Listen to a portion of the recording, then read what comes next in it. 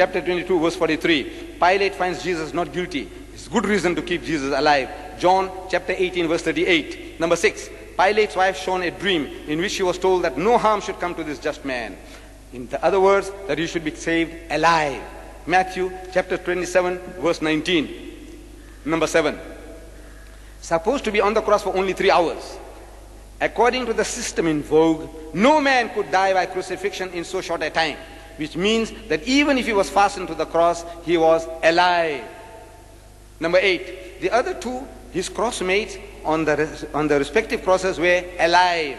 So Jesus too, for the same period of time, must be alive. John chapter 19, verse 32.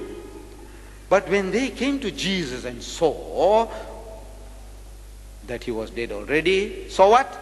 That he was dead already. I says, you know, on page 36 and 37 and 38, I give you a list of 11 different persons in the newspapers who were certified dead and they were not dead. By doctors with stethoscopes, they were pronounced dead and they were not dead. They came back to life. And there is a society in England, I have given you the picture of the society of people who have come back from the dead. Were they all resurrected? No. But they were certified dead. This man, seeing a person on the cross, says he thought he was dead and he saw that he is dead already. I said, what does it mean, and saw? When doctors make mistakes in the Cruci hospital, where Chris Barnard operates, a white woman was put, certified dead and put into the mortuary, next morning she came out alive.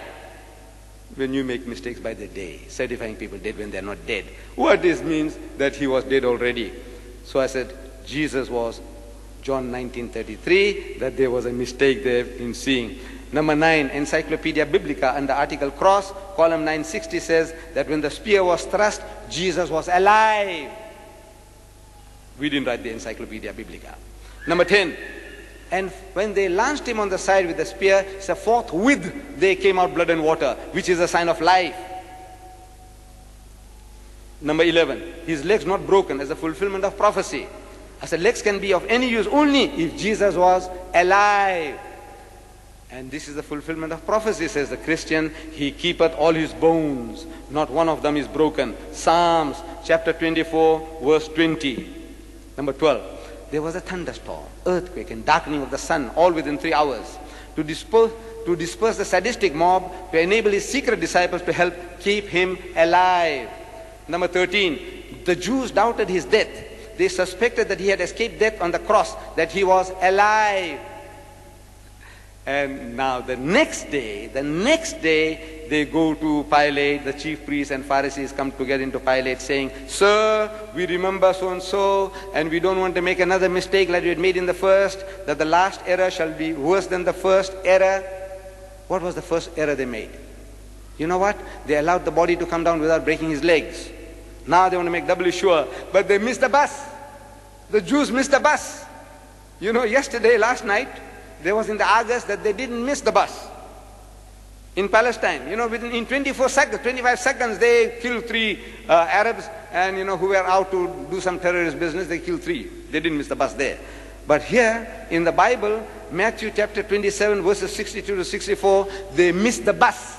Because the next day they go along to make the sepulchre secure. Next day, after the horse has bolted, you go and lock the gate. There's something wrong with you. The Bible says, next day. Pilate, number 14, Pilate marvels to hear that Jesus was dead. So Pilate marveled if he were already dead. And calling to him the centurion, he asked him whether he had been any while dead. Mark chapter 15, verse 44. You only marvel if you know the thing that they're talking didn't happen.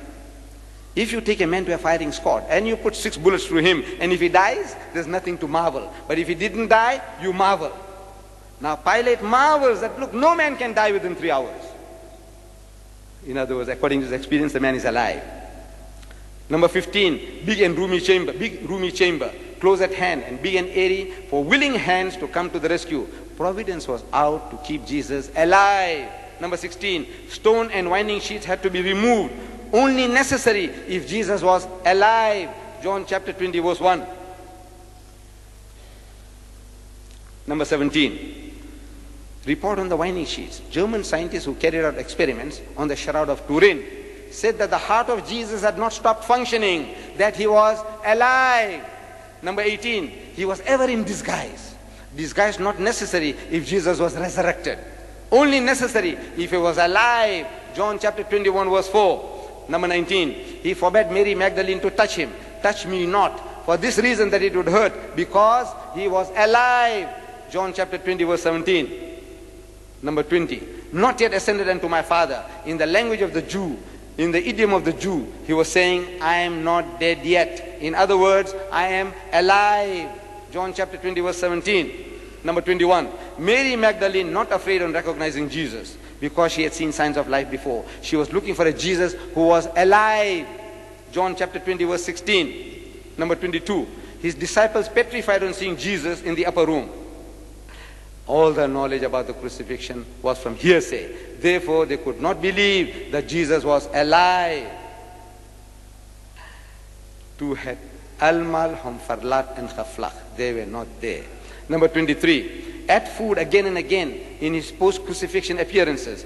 Food only necessary if he was alive. Luke chapter 24 verse 43. Number 24, never showed himself to his enemies, because he had escaped death by the skin of his teeth. He was alive. Number 25, took only short trips, because he was not resurrected, not spiritualized, but alive. He went to Emmaus. He went to the upper room, back again after 8 days. He only took short trips because he was not resurrected. Otherwise he would have gone up to heaven. No sense in going and coming back, up and down, not from heaven to down and up above. He's going around, in and around Jerusalem all the time. Number 26, testimony of men around the tomb. They say, why seek ye the living among the dead? Why are you looking for a live person among dead people in the cemetery? Luke chapter 24 verse 4 and 5. That he is not dead but alive. Why seek ye the living among the dead? Number 27, testimony of the angels. The angels say, the angels who had said that he was alive, that he live, that he is alive. What's wrong with people? What are you reading? The angels, what did they say? That he is resurrected. No, he said that he live, he is alive. They said no, he is not alive, he is dead. He did not say resurrected, but the actual word uttered by the angels was alive. Luke chapter 24 verse 23. 28, Mary Magdalene testifies. They heard that he was alive and had been seen by her. They believed not. Mark 16:11. Mary did not watch for a spook or a ghost or spirit of Jesus, but a live Jesus. What they could not believe was that the Master was alive. Mark 16:11. Number 29, Dr. Primrose, a senior anesthetist of the Royal Glasgow Infirmary, he says that the water in the blood was an account of scourging by staves and upset of the nervous vessels, that which was a sure sign that Jesus was alive. And now, the last and final one for tonight, Jesus had himself foretold that he was going to remain alive. Matthew chapter 12 verse 38, 39, 40. He himself had told that he was not to die. That is his prophecy. The Jews come to him again. They were coming again and again, making a mockery of the Master, Rabbi, Meester, ons wil graag 'n teken van u sien. So Master, we would have a sign of thee. We want you to show us a miracle to convince us that you are the man we are waiting for. You are our Messiah. En Jesus antwoord en sê vir hulle, 'n slegte en oorspellige geslag soek na 'n teken en geen teken sal aan hom gegee word nie. Is that an evil and adulterous generation seeketh after a sign, but there shall no sign be given unto it except the sign of the prophet Jonah. Want soos Jona 3 dae en 3 nagte in die hart van die grootvis was, so sal die seun van die mens 3 dae en 3 nagte in die hart van die aarde wees. For as Jonah was 3 days and 3 nights in the belly of the whale, so shall the Son of Man be 3 days and 3 nights in the belly of the earth. The only sign, he said, I'm prepared to give you is this, the sign of Jonah. And we are asking our Christian brethren, what was that sign? You know what was the sign of Jonah? Go to the book of Jonah. This is the book of Jonah. This is the book of Jonah, 1 page in the Bible. I enlarge it for you. It's hard to find. But you find it. You don't have to even go to it. If anybody has been to Sunday school, he knows the whole story. This is the book. This is the book of Jonah. I'm not exaggerating. There is only one page in the Bible called the book of Jonah, this one here, front and back, 4 short chapters. It won't take you 2 minutes to read it, but you don't have to do that. Everybody knows the story. The Hindu knows it, the Christian knows it, the Muslim knows it, the Jew knows it, everybody knows about Jonah. Jonah and the whale. So Jesus says the sign